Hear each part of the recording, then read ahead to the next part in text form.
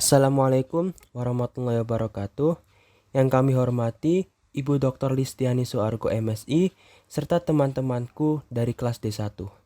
Di sini kami dari kelompok 4 akan mempresentasikan hasil jawaban dari diskusi kami mengenai soal-soal pada sistem imun. Adapun dari kelompok 4 sendiri beranggotakan yang pertama Primanita Nur Maulidia dengan 3 nomor NIM terakhir 032, kemudian ada Muhammad Asgaspar dengan 3 nomor NIM terakhir 033, lalu ada Hana Akson dengan 034, dan yang terakhir ada Natasha Dwi Artamelia dengan NIM 035. Untuk soal yang pertama, yaitu sebutkan perbedaan antara respon imun non-spesifik dan spesifik dalam hal yang pertama, komponen seluler, yang kedua, komponen humoral, yang ketiga, spesifitas kerja, yang keempat, pembentukan sel memori, dan yang terakhir, ada tidaknya perbaikan respon berulang dengan antigen yang sama. Dalam hal komponen seluler, imunitas non-spesifik dan imunitas spesifik bekerja bersama-sama untuk melawan infeksi mikroba secara efisien. Karakteristik utama yang membedakan kedua imunitas ini antara lain spesifitas dan waktu dalam merespon antigen dan long-term memory terhadap patogen tertentu. Komponen seluler dari imunitas non-spesifik diantaranya adalah sel nul, fagosit mononukleer atau monosit dan makrofag, sel-sel polimorfonukleat atau neutrofil, eosinofil dan basofil, mastofit dan trombosit. Kemudian komponen seluler dari sistem imun spesifik adalah limfosit T, limfosit B, dan subset limfosit. Limfosit T berperan pada berbagai fungsi imunologi, yaitu sebagai efektor pada respon imun seluler dan sebagai regulator yang akan mengatur respon imun seluler dan respon imun humoral. Limfosit B adalah sel-sel dalam sistem imun yang mengkhususkan diri dalam pembentukan antibodi. Kemudian secara komponen humoral, respon imun non-spesifik terdiri dari komplement, protein fase akut, mediator asal fosfolipid, sitokinin IL-1, IL-6, dan TNF-alfa. Komplement terdiri atas sejumlah besar protein yang bila diaktifkan akan memberikan proteksi terhadap infeksi dan berperan dalam respon inflamasi. Protein fase akut terdiri dari CRP, lektin, dan protein fase akut lain berupa alfa-1, antitripsin, amyloid serum A, haptoglobin C9, faktor B, dan fibrinogen. Mediator asal fosfolipid diperlukan untuk produksi prostaglandin dan leukotrin. Keduanya meningkatkan respon inflamasi melalui peningkatan permeabilitas vaskuler dan vasodilalitas. Yang kedua, respon imun spesifik.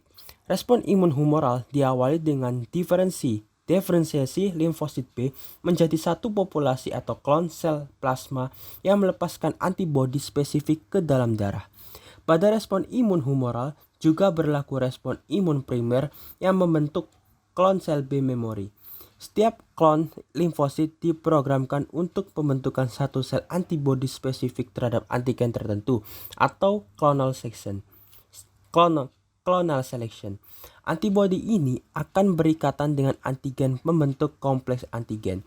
Antibodi yang dapat mengaktifasi komplement dan mengakibatkan hancurnya antigen tersebut.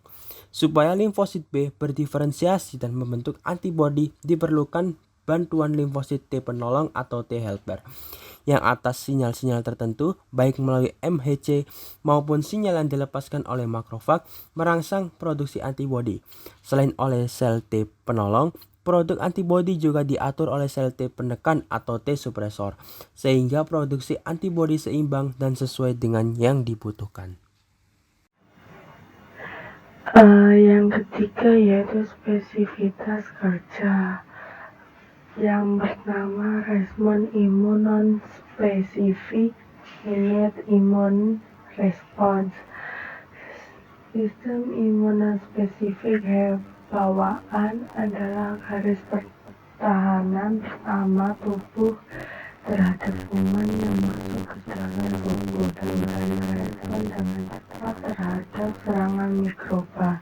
Tetapi sistem ini dianggap tidak memiliki memori atau pengkhususan.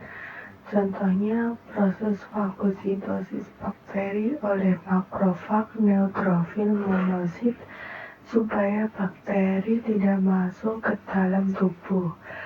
Selain fagositosis, reaksi lain dari respon imun non-spesifik adalah reaksi inflamasi. Sistem imun non-spesifik hanya memiliki kekuatan terbatas untuk menghentikan penyebaran kuman. Yang kedua, respon imun spesifik atau bisa disebut acquired immune response. Sistem imun spesifik terdiri dari limfosit B dan limfosit T. Sistem ini membutuhkan lebih banyak waktu untuk menanggapi ancaman terhadap host, tetapi bertanggung jawab untuk memori yang tahan lama dan spesifitas, dan pengembangan kumpulan efektor limfosit. Yang keempat yaitu pembentukan sel memori. Yang pertama, respon imun non-spesifik, umumnya itu imunitas bawaan atau innate immunity, dalam artian bahwa respon terhadap zat asing dapat terjadi walaupun tubuh sebelumnya tidak pernah terpapar oleh zat tersebut. Resistensinya tidak dapat berubah oleh infeksi atau efektif terhadap semua mikroorganisme, karena sel yang bekerja adalah fagosit, sel NK, dan sel K, serta molekulnya yaitu lizozim, komplement, dan interferon. Sistem imun non-spesifik diperantarai oleh reseptor yang pembentukannya ditentukan secara genetik, yang berarti bahwa spesifitas setiap reseptor telah ditentukan sebelumnya secara genetik. Sel dan molekul yang terdapat pada respon imun non-spesifik tidak menghasilkan sel memori. Yang kedua, respon imun spesifik merupakan respon imun yang didapat atau acquired yang timbul akibat dari rangsangan antigen tertentu. Sebagai akibat, tubuh pernah terpapar sebelumnya. Respon imun spesifik dimulai dengan adanya aktivitas makrofag atau antigen presenting cell atau bisa disebut APC yang memproses antigen sedemikian rupa sehingga dapat menimbulkan interaksi dengan sel-sel imun. Dengan rangsangan antigen yang telah diproses tadi, sel-sel sistem imun berproliferasi dan berdiferensiasi sehingga menjadi sel yang memiliki kompetensi imunologik dan mampu bereaksi dengan antigen. Yang terakhir, yang kelima, ada tidaknya perbaikan respon berulang dengan antigen yang sama. Pada sistem imun spesifik, konsep responnya terhadap antigen yaitu memiliki memori atau daya ingat heterogen dan spesifik. Respon tersebut memproses antigen lebih lambat, namun memori yang dimiliki menyebabkan respon imun yang sama dengan proteksi yang lebih baik terhadap antigen yang sama sebagai respon sekunder karena kontak berulang. Di dalam prosesnya, limfosit B berdiferensiasi menjadi sel plasma untuk membentuk imunoglobulin atau Ig, kemudian membelah dan setelahnya akan kembali menjadi limfosit B memori dalam kondisi istirahat. Yang kedua, pada sistem imun non-spesifik, antigen dimusnahkan pada kontak pertama atau respon primer. Lalu, sel-sel pada sistem imun akan melangsungkan involusi. Respon imun primer tersebut menyebabkan terbentuknya kelompok sel atau klon. Fungsi klon tersebut mengenali antigen yang bersangkutan dengan respon imun primer sehingga apabila berkontak ulang dengan antigen yang sama, maka klon akan melakukan proliferasi dan memunculkan respon imun sekunder spesifik yang berproses lebih cepat dan intensif. Selanjutnya, kami akan menjelaskan jaringan limfosit primer yang terdapat bagian-bagian gambaran dari histologi timus dan bone marrow. Berikut adalah gambar histologi dari timus. Timus terdiri dari bagian-bagian seperti korteks, medula, korpus callosal, dan sel retikular epitelial.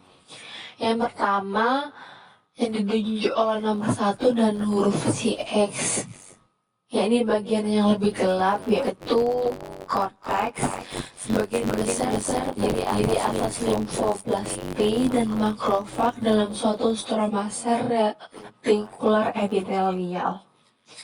Selanjutnya, bagian yang lebih terang yakni ditunjuk oleh nomor 2 dan huruf M adalah medula yang mengandung suatu sitoretikulum sel retikular epitelial dan corpuscle thymus atau corpuscle hasal. Bagian yang ditunjuk oleh nomor 3 yaitu corpuscle hasal yang merupakan sel limfosit T yang terdiferensiasi. Sel ini terdiri atas sel-sel retikular epitelial pipih yang tersusun secara konsentris, dipenuhi filamen keratin dan terkadang mengapur. Selanjutnya, bagian yang ditunjuk oleh nomor 4 adalah sel retikular epitelial. Sel ini memiliki inti eukromatik yang besar dan bervariasi secara morfologis, namun biasanya berbentuk squamosa atau pipih dengan prosesus yang panjang. Selanjutnya adalah bone marrow atau sumsum tulang. Berikut adalah gambar dari bagian-bagian dalam sumsum tulang.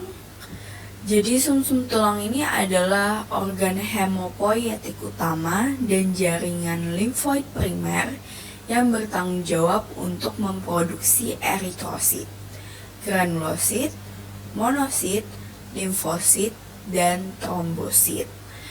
Sumsum tulang ditemukan di dalam rongga sentral tulang aksial dan tulang panjang. Sumsum tulang terdiri dari jaringan hematopoietik dan sel-sel adiposa yang dikelilingi oleh sinus vaskular. Permukaan dalam rongga tulang dan permukaan luar spikula tulang cancellus di dalam rongga ditutupi oleh lapisan endosteal yang terdiri dari satu lapisan sel pelapis tulang yang didukung oleh lapisan tipis jaringan ikat retikuler, osteoblast, dan osteoklas juga ditemukan di dalam lapisan endosteal. Berikut adalah bagian-bagian dari bone marrow atau sumsum tulang. Yang pertama, terdapat stroma. Stroma ini merupakan jalinan sel fibroblastik khusus yang mendukung sel hemopoietik dan makrofag. Yang kedua, ada sinusoid. Sinusoid ini merupakan pembuluh darah yang membantu mentransfer molekul dari aliran darah. Sinusoid terdistribusi secara radial di sekitar sinus sentral yang mengalir dengan diameter sekitar 100 meter. Dinding sinusoidal terdiri dari satu lapis sel endotel dan tidak memiliki sel pendukung. Kemudian ada hemopoietic cells. Sel dewasa yang memiliki potensi dalam self renewal dan dapat berdiferensiasi menjadi sel darah khusus.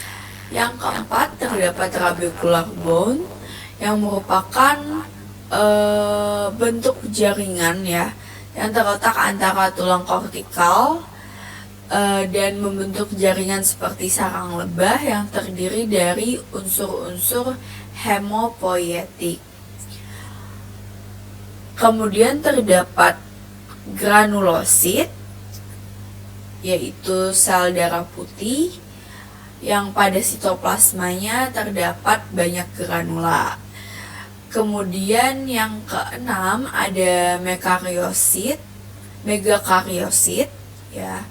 Jadi megakaryosit ini merupakan sel sumsum tulang berukuran besar yang terdiri atas jumlah lobus yang saling berhubungan. Nah, fungsi dari megakaryosit ini menghasilkan keping-keping darah yang diperlukan untuk pembekuan darah nantinya. Kemudian yang terakhir terdapat erythroid island yaitu merupakan sel yang menjadi cikal bakal eritrosit nanti. Berikut adalah referensi atau daftar pustaka yang kami gunakan dalam menyusun diskusi untuk sistem imun kali ini. Baik, sekian presentasi dari kelompok 4 kelas D1. Kurang lebihnya mohon maaf. Wassalamualaikum warahmatullahi wabarakatuh.